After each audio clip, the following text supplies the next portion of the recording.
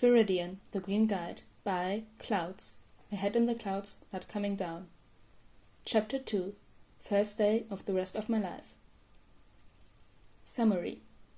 The next day at school, the first night on the streets. When Izuku arrived at school the next day, his classmates had already heard both about Kachan's invitation to jump off a roof and Izuku's idiotic run-in with a Dutch villain, and they had apparently decided that the two must be related. The loser. There are easier ways to kill yourself. He was just being an attention hog. Can you imagine wanting to die on live TV? Izuku ignored them. He didn't want to kill himself. He was stupid and would break his mother's heart. Not to mention that if he killed himself, Kachan would get in trouble for suicide baiting him. There were a lot of reasons why the teachers didn't bother reporting Kachan for his more explosive tendencies. But one of them was that if Kachan's treatment of him were discovered, he might not be able to go to UA, and Izuku wouldn't be able to live with himself if he was the reason Kachan didn't become a hero. Well, he wouldn't be living at all in that hypothetical situation, would he? Whatever, it was still the same concept. If he were to die doing vigilante stuff, on the other hand, Izuku shook his head. He really shouldn't be thinking about stuff like that. It wasn't normal. He sat down at his desk and sighed at the flower someone had put on it. Apparently, there had been some sort of unspoken barrier against telling Izuku to kill himself, but now that Kachan had blown the barrier up, the other students were more than happy to follow his lead. Izuku glanced over toward Kachan, who was very determinedly not looking at Izuku. No, Izuku should stop thinking everything was about him. Kachan just thought that the view out the window was much more interesting to look at than a worthless Deku like him, and he was right. Izuku grabbed the flower and went to throw it away amidst a chorus of giggles and whispers from his classmates. He could handle this. It really wasn't that much worse than it had been, and Izuku was used to insults and threats. Why should this new evolution be any different? Izuku had been wrong. Suicide baiting was different than what he'd been through before. A few days ago, he definitely suspected that most people would be happy if he died, but now he knew it. Was living even worth it anymore? Maybe it would be easier. But Izuku still couldn't be responsible for getting Kachan in trouble or making his mom feel guilty. He frowned as he started to walk home. Being quirkless sucked. Maybe he should go out and do some vigilante stuff later. When he'd researched it last night, he'd originally planned on waiting a few months to go out so he could get in shape and maybe get some fight training. But after the day he'd just had, well, he wasn't going to go intentionally put himself in danger. He was just going out to get the lay of the land, right? He took a detour to a nearby shopping center on the way home, since he didn't really have anything appropriate to wear for technically legal crime fighting. His mom would be so worried if he somehow got a cold, because he didn't dress warmly enough before going out all night, so he couldn't just wear one of his t-shirts. The problem was that all his jackets and hoodies were hero merch.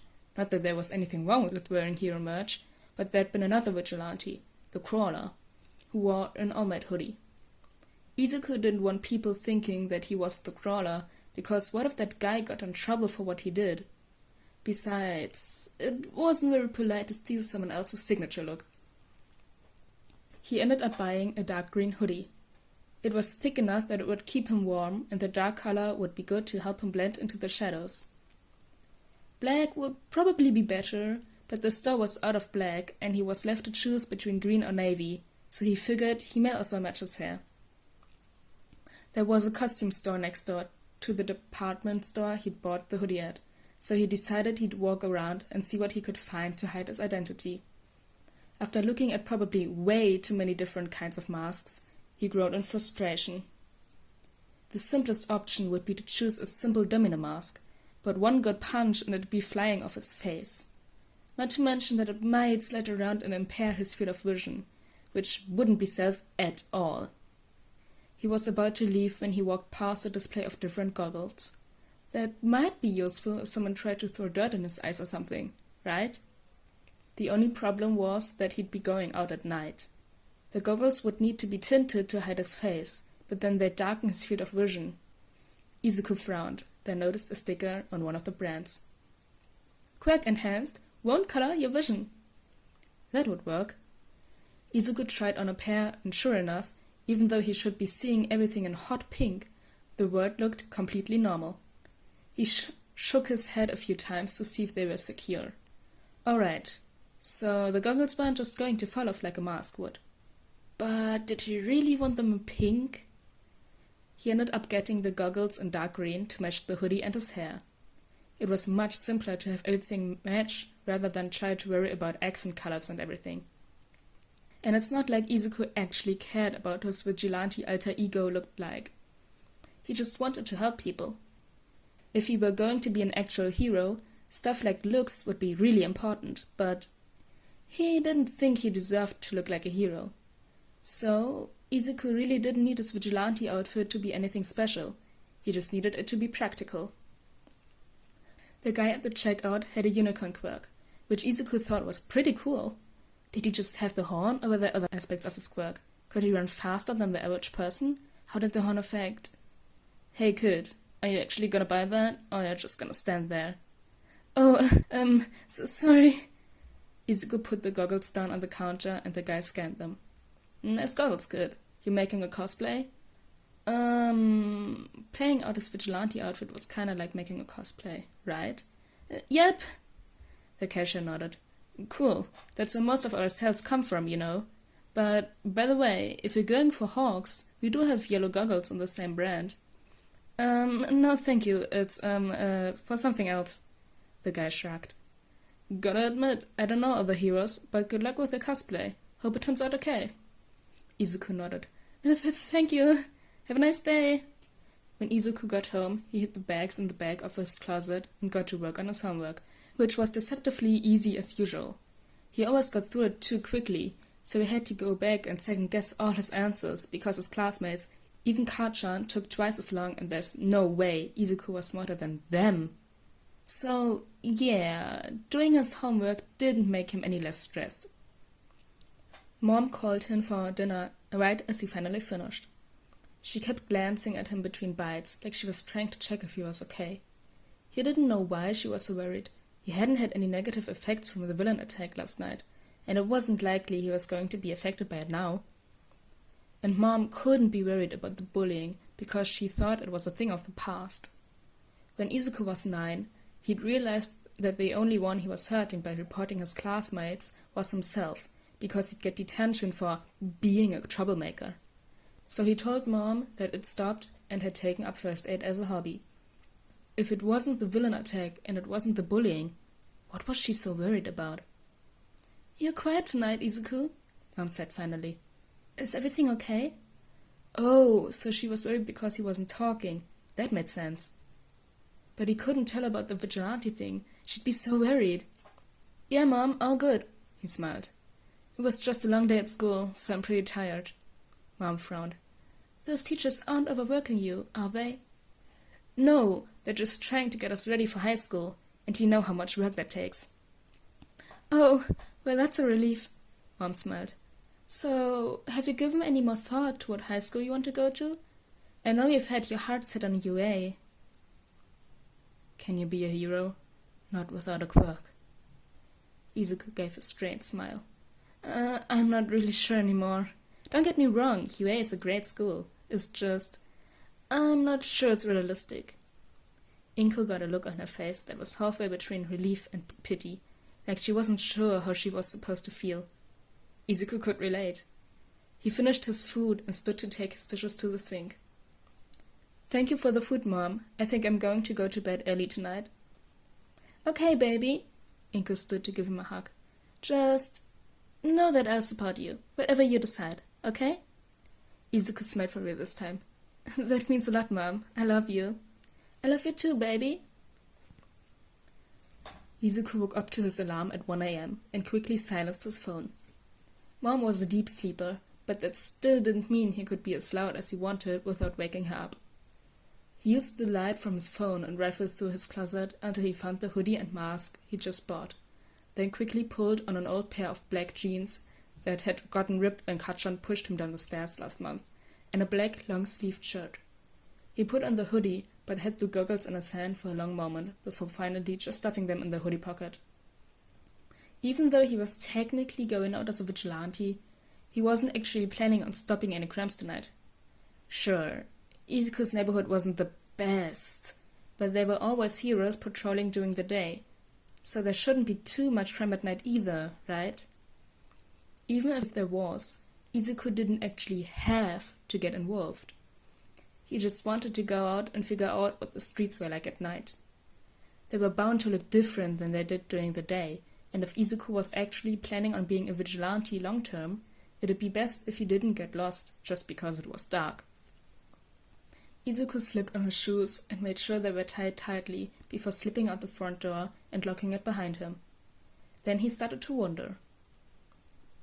Without the goggles, he just looked like a normal, if slightly idiotic, teen on a midnight walk.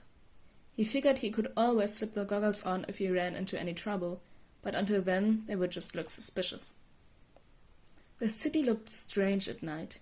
During the day, the streets were crowded, and Izuku was constantly being distracted by the sheer variety of quirks he saw, but at night, the streets were practically deserted.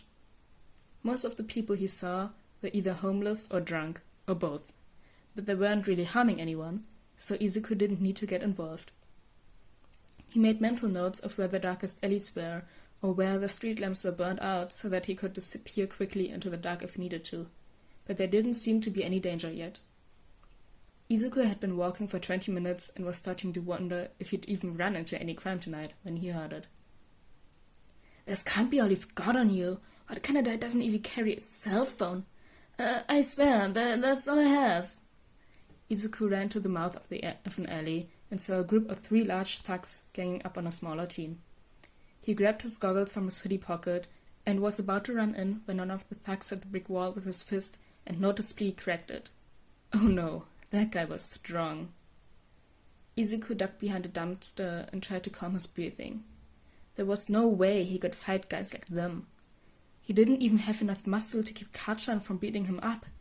If he ran in there right now, he'd die. And just because Izuku was kinda apathetic about the whole death thing at the moment, didn't mean he was ready to walk into certain death. Especially when that death was almost guaranteed to be extremely painful. But Izuku couldn't just do nothing. The kid was probably really scared and was starting to plead with the thugs, so Izuku couldn't just leave him. He needed to be saved. But Izuku couldn't do that, could he? He really was a useless Deku, wasn't he? What was he even good at? "You can't do anything, Deku," Kachan had said a couple weeks ago. Well, he said that all the time, but that was a particular instance that came to mind. "The only thing you're good at is running away." Izuku froze. He was good at running away. Most of the time when Kachan beat him up, it was because Izuku was trying to defend someone else, but if he was going after Izuku himself, he was usually able to run fast enough to avoid a beating. Izuku stood and ran, unnoticed by the thugs or the victim. It was a crazy plan and might very well get him caught on his first day as a vigilante, but he had to try. Izuku peeked around the corner, and sure enough, Amplifier was talking to a fan. He'd spent so much time watching hero fights over the years that he practically had every hero's patrol route memorized, but he'd never thought it would come in handy for anything besides taking notes. Still, there were only a few heroes that were active at night, but Amplifier was one of them, mostly because she fit well into the bar and nightlife scene and was able to control most of the drunks. She was also the closest to the mugging Izuku had witnessed. Making sure his goggles were secure and his hood was up, Izuku grabbed a medium-sized rock and chucked it at Amplifier, wincing when it hit her on the arm. He hoped he hadn't hurt her. "What? Who did that?" Izuku waited until Amplifier saw him, then gave her a shaky smile so that she knew his attack had been intentional. Then he ran. "Hey, kid, get back here!" He glanced behind him and smiled in triumph when he saw that she was following him. He didn't really know how fast Amplifier could run, but she had to be in shape if she was a pro. Izuku sped up both so that they could get to the mugging faster and so that she wouldn't catch him. The alley was just around the next corner. "Kid, stop! Help! Shut up!" Izuku ducked into a doorway and watched his amplifier look torn. On the one hand, she wanted to go after the punk kid that had thrown a rock at her, but on the other, the kid being mugged was obviously in more immediate danger. She cursed, then ran into the alley to stop the mugging. Izuku smiled, ran over to one of the buildings bordering at the alley, and started climbing the fire escape. Yeah, it probably wasn't very vigilante-like to stand and watch a fight, but, well, it wasn't like he was actually a vigilante anyway, right? Izuku ended up watching the entire fight from the roof. His fingers twitched, and he decided that he'd have to add a portable notebook to his vigilante outfit. Amplifier's quirk was better for evacuation, since her voice quirk was all volume and very little power, but she was able to imitate some of Present Mike's moves here, since it was a small space and her opponents were in very close range. Mostly, though, she used some form of mixed martial arts to take down the thugs. Izuku stood and started imitating some of her moves to get them down in his brain.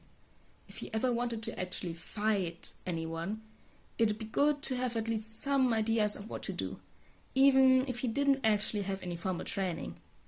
He'd have to set aside some time to practice every day if he wanted to get better, but, well, watch and learn, right? Izuku smiled as Amplifier finished fighting the last thug and went to comfort the victim. He'd done it! He'd saved that kid! Well, he hadn't actually done it, but he'd led Amplifier to the fight. After the thugs had all been subdued, Izuku climbed back down to the street and ran off to find another crime to stop. He may not be as strong as Karchon, but he could still save people by playing to his strengths. And what was the use as Deku like him good at? Running away. So, hi again. That was chapter 2 of Viridian. I hope you enjoyed it and have a good rest of your day. Hey, outtakes. Karchon just... Man! Since he didn't really have anything appropriate... Man, I can't speak. The guy at the checkout... I can't pronounce checkout, apparently. Mom called him for... I can't speak right now. What's wrong with me? Thank you for the food, Mom. I think I'm going to go bed. Man! And was about to run in when one of the thugs... and was about to run in when one of the thugs hit the brick wall with his fist. I can't talk right now.